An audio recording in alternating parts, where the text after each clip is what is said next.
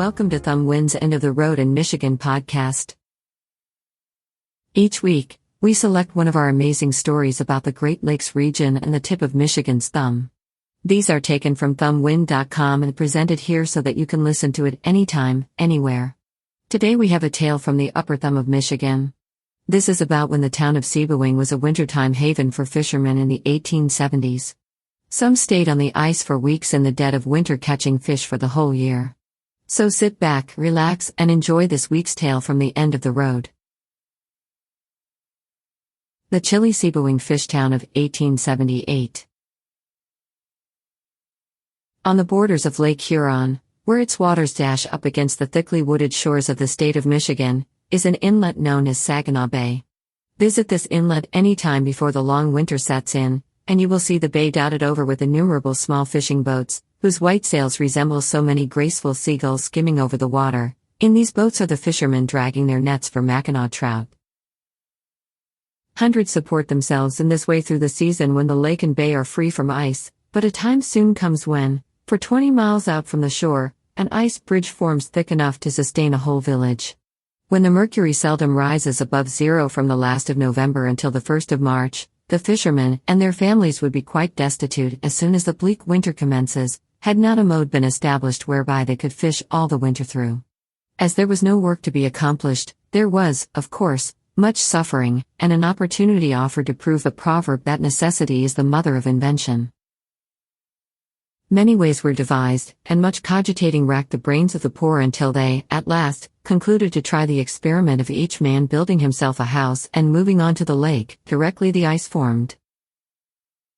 It was no sooner thought of than put to the test, and several hundred families moved out from shore, and by cutting a larger square hole through the solid floor into the dark waters, they were enabled to drop their nets and secure the fish.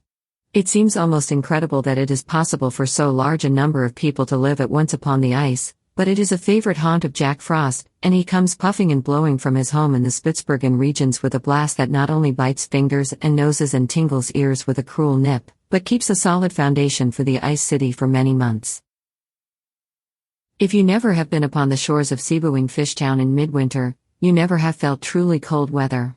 The renown of this curious city reached us long before we were willing to accept the truth of the report, and it was not until we had visited it and beheld the markets and greengroceries, the odd little log dwellings containing only one room, with a stove perched upon a shelf to prevent the ice from melting, and had peeped through the large square hole in the floor where the men were dragging in the fish, could we believe such a city really existed. Scarcely even then could we feel certain that it was not a myth, or a fairy village, that would soon slip away and leave, where were now roads and houses, taverns and markets, but angry, treacherous waters that would bear not a trace of the hundreds of busy workmen so recently living above them.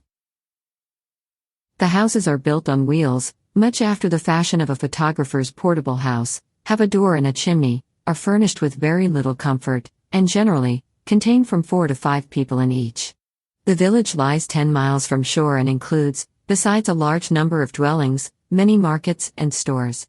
We did not expect to see so many happy-faced people in such a dreary, desolate place. Possibly it might have been because of the unusual excitement that prevailed at the good fortune of bringing in 10-pound fish, or it might be owing to the clear western Sebewaing Fishtown climate, that we beheld so many sturdy people, but, I take it, it would lie quite impossible to find a city lad who could outstrip a Michigan boy in a long run here. He thinks nothing of skating 12 miles to shore and back than of walking 2 city blocks on a frosty morning. The clear atmosphere is invigorating and healthful, such a disease as pulmonary complaint never having been known.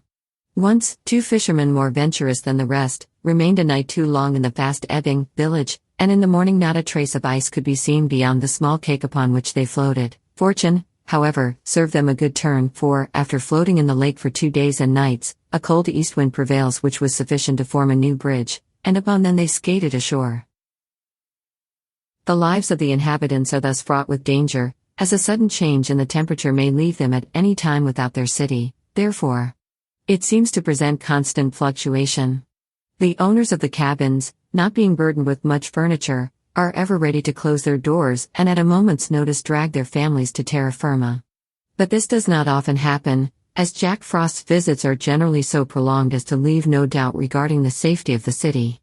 It seemed to us, who were unaccustomed to so cheerless an existence, That the living in such a bleak, dreary town must of necessity be very demoralizing, but we found the men and boys enjoying themselves with cards, spinning yarns, and singing in a very sailorly manner. And apparently enjoying life quite as much as a lubberly landsman. We will be back after this short message. The holidays on frozen Saginaw Bay, long before the ice capades. Christmas is celebrated too.